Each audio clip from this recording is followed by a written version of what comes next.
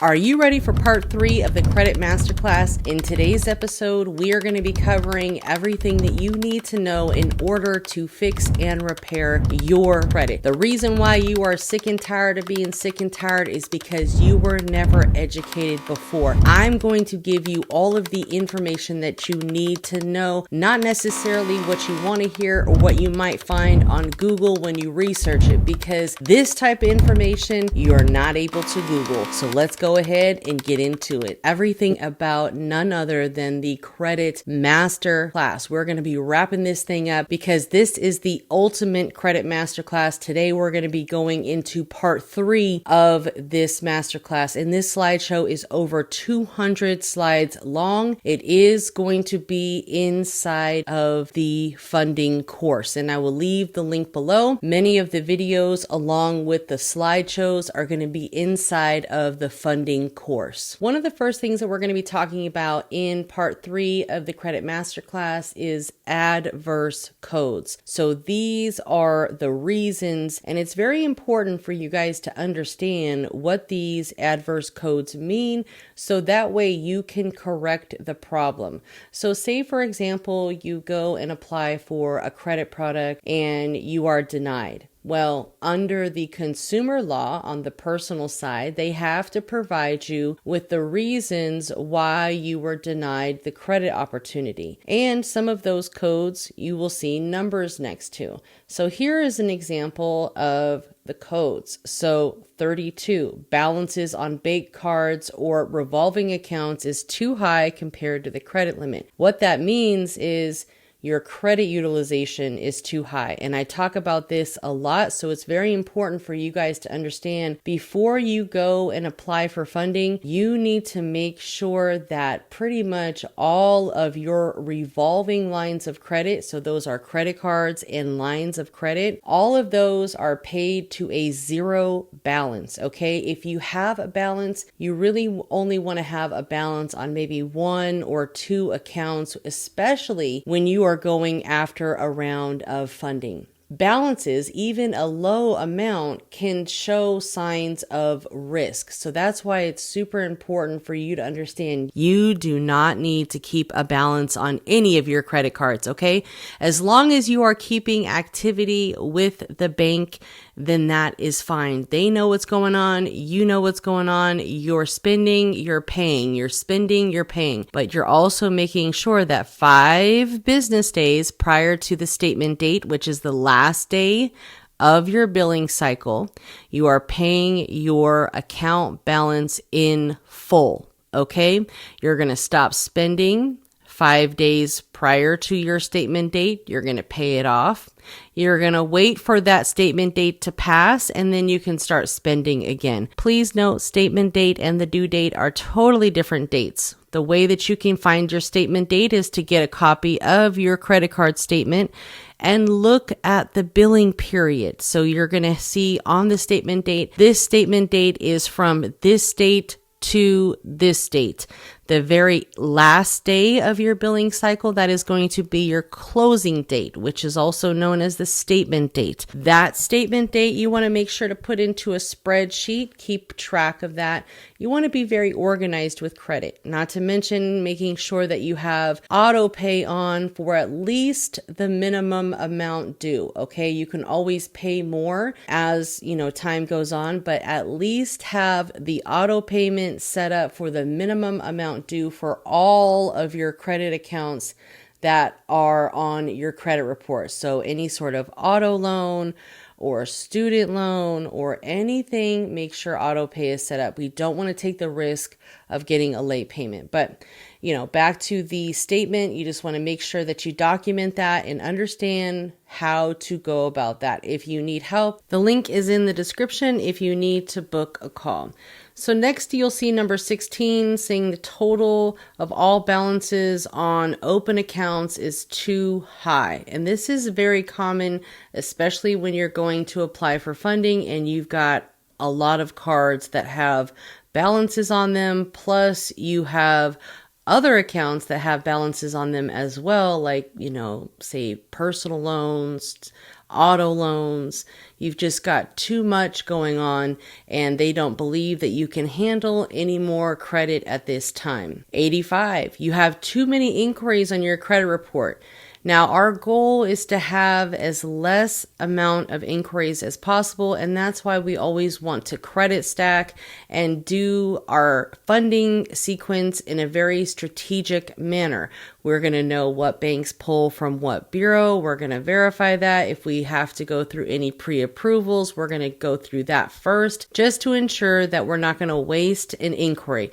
Because what we don't want is a bunch of unwanted inquiries on our credit report resulting from denials, okay? So we want to go ahead and clean up any inquiries that are on our credit report. I have plenty of videos on my channel on how to remove inquiries, and I just did a new one that will help you get inquiries deleted over the phone.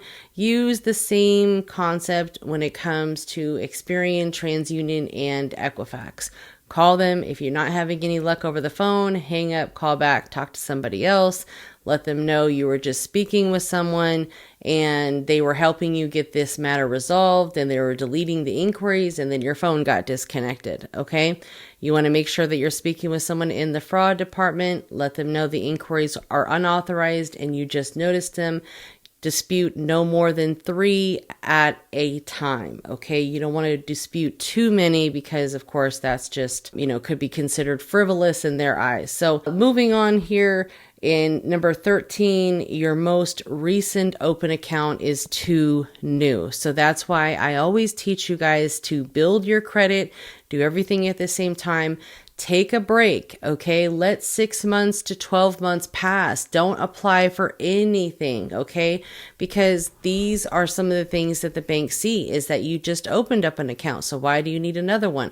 So take a break. Just focus on letting those accounts age. And again, make sure that you understand you really need to do everything strategically, so that way next time you plan to go after a round of funding, you will get approved because you have a better idea of what you need to do, because you are the only one that can control the amount on your credit cards and a lot of these data points. We can give you the information. We, as in credit professionals like myself, we can give you the information, but you are the only one that can actually take action to ensure that all of these data points are met and that they have all updated on your credit report before you apply with any bank or financial institution.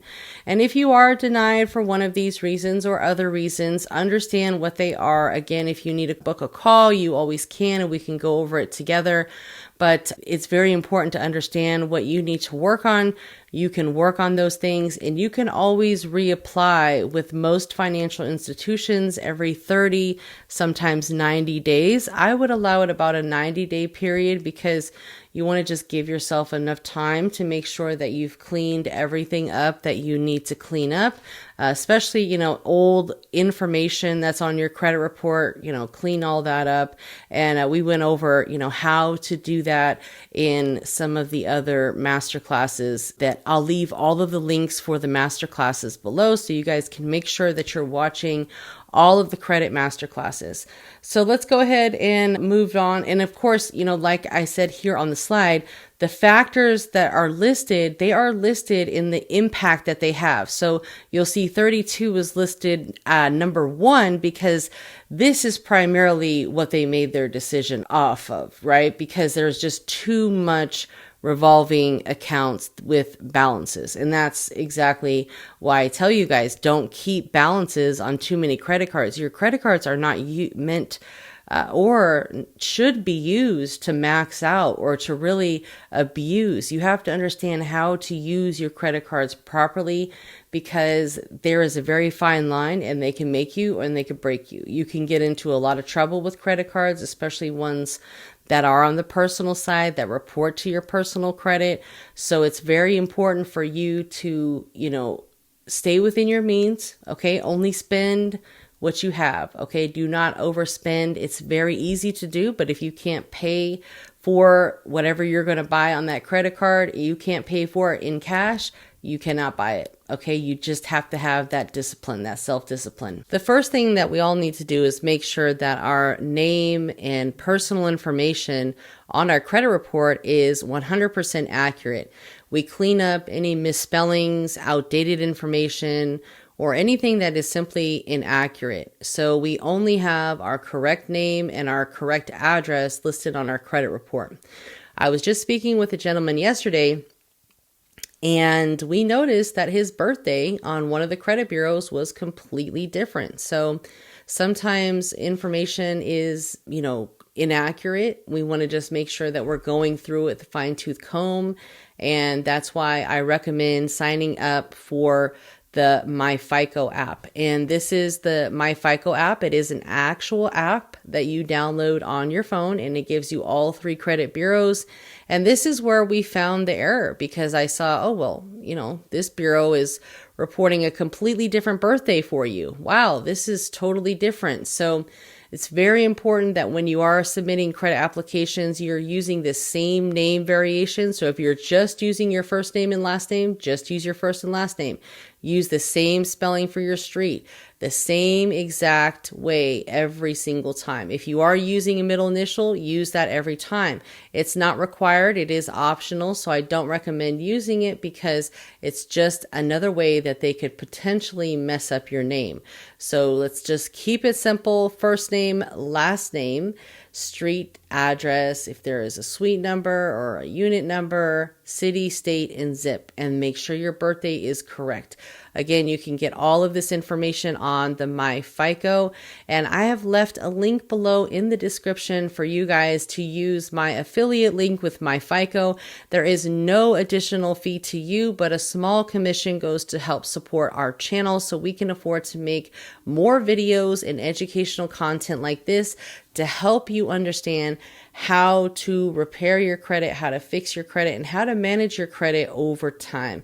So again, guys, if you have not by now, make sure that you have subscribed to the channel. We're going to wrap up part 3 of this credit masterclass. But again, guys, all of the links for the other parts are in the description. Make sure you watch the entire video, guys. And we have so many videos in the Credit Repair Cloud playlist coming up next. See you next time.